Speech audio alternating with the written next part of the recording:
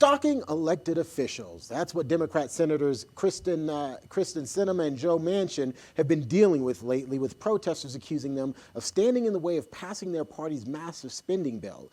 Senator Sinema was even followed into a bathroom and harassed on an airplane.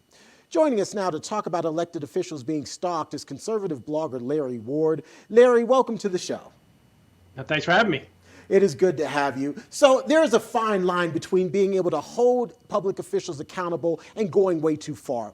Where in your mind does that line sit? Well, President Biden said, like a broken cuckoo clock, he's right twice a day.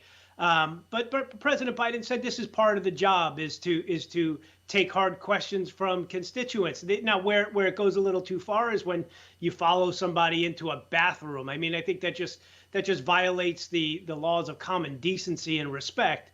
But the fact that these protesters, and likely they're paid protesters because that's how the left does it, get these look for these viral moments. But you know what? Paid protest or an actual grassroots protest, it doesn't matter. It's still part of free speech. And these leftists, have as much right as the folks in January 6th had a right to go ahead and protest their government. The problem is that Joe Biden neglected to say that he believes it's only okay when actual leftists do it, but it's not okay when parents go to their school board meeting and redress their grievances, or angry voters go to the Capitol on January 6th and redress their grievances, or we go to the Capitol to support the prisoners, the political prisoners who Joe Biden put in prison for January 6th. So it's only okay for one side. So the equal under the law is no longer relevant.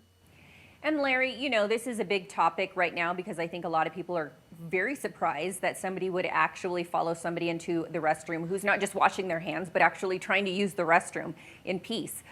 So my question to you is, a lot of people would say, well, let's draw a line. And how that would happen in Congress is you get lobbyists to go and try to get these laws or rules passed. But do you think that is the course of action that needs to be taken? Or do you think that this is just a new time, a new era, and people who are public servants need to get used to this?